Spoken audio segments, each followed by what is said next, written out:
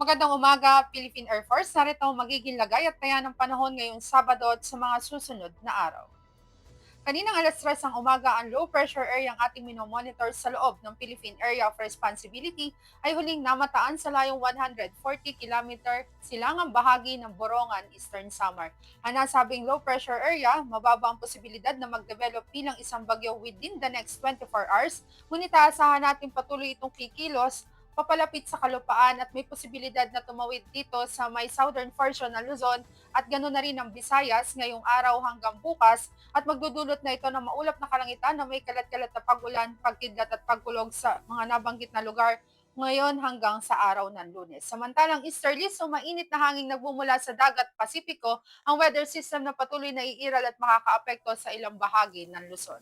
Asahan nga natin ngayong araw ang Metro Manila, maging ang Calabarzon, ang Bicol Region, ganoon na rin ang Occidental at Oriental Mindoro at ang Romblon ay makakaranas ng maulap na kalangitan na may kalat-kalat na pag-ulan, pagkidlat at pagkulog dulot nga yan ng low pressure area.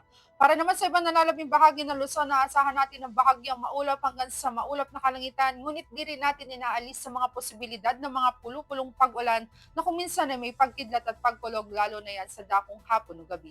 Para naman sa magiging agwat ng temperatura, aasahan natin dito sa Philippine Rise, ganoon na rin sa Kawayan, maglalaro ngayong araw ang temperatura sa 25 to 33 degrees Celsius. Dito sa Baguio, aasahan ng 17 to 24 degrees Celsius. At dito naman sa Pampanga, aasahan ng 24 to 32 degrees Celsius. Dito sa Metro Manila, asahan ng 24 to 30 degrees Celsius. At dito sa Lipa, asahan ngayong araw ang temperatura ay maglalaro sa 23 to 31 degrees Celsius. Sa Legazpi, aasahan natin ng 24 to 31 degrees Celsius. At dito naman sa Kalayaan Island, maging sa Palawan, naasahan ng temperatura ngayong araw ay maglalaro sa 25 to 32 degrees Celsius. Ang buong Kabisayaan, naasahan din natin ang maulap na kalangitan na may kalat-kalat na pag-ulan, pagkidlat at pagkulog dulot yan ng low pressure area. At dito naman sa Mindanao, particular na yan dito sa northern portion ng Mindanao, maging sa Caraga at ganoon na rin sa Zamboanga del Norte. Dulot pa rin yan ng low pressure area, asahan din ng mga nabanggit na lugar sa Mindanao ang maulap na kalangitan na may kalat-kalat na pag-ulan, pagkidlat at pagkulog. Para naman sa ibang nalalamig bahagi ng Mindanao, aasahan naman ngayong araw ang bahagyang maulap hanggang sa maulap na kalangitan. Ngunit may mga posibilidad din yan ng mga pulupulong pag-ulan na kuminsan ay may pagkidlat at pagkulog. Para naman sa magiging taya ng temperatura, aasahan natin dito sa Tacloban, maglalaro sa 25 to 30 degrees Celsius.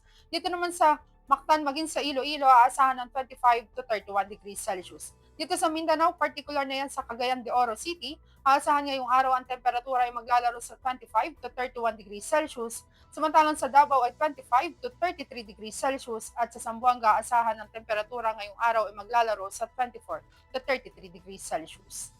Para naman sa magiging lagay at taya ng panahon pagsapit ng Linggo hanggang Lunes, aasahan nga natin dito sa Metro Manila ang patuloy na maulap na kalangitan o may kalat-kalat na pag-ulan, pagkidlat at pagkulog. Asahan namang may gradual na pagganda ng panahon pagsapit ng araw ng Martes. Ganon din aasahan natin dito sa Cavite, maging sa Angeles, at gano'n na rin sa Lipa. Dito naman sa Puerto Princesa, maging sa Kalayaan Island, aasahan natin ang patuloy na maulap na kalangitan na may kalat-kalat na pag-ulan, pagkidlat at pagkulog pagsapit bukas hanggang sa araw ng Martes. Dito naman sa Lapu-Lapu, dulot nga ng low pressure area, bukas asahan natin ang patuloy na maulap na kalangitan na may kalat-kalat na pag-ulan, pagkidlat at pagkulog at may gradual na pagganda ng panahon pagsapit ng araw ng Lunes.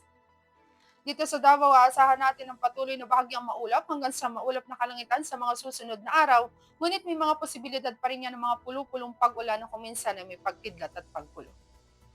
Dito sa Zamboanga, aasahan din natin ang patuloy na maulap na kalangitan na may kalat-kalat na pag-ulan, pagkidlat at pagkulog sa mga susunod na araw.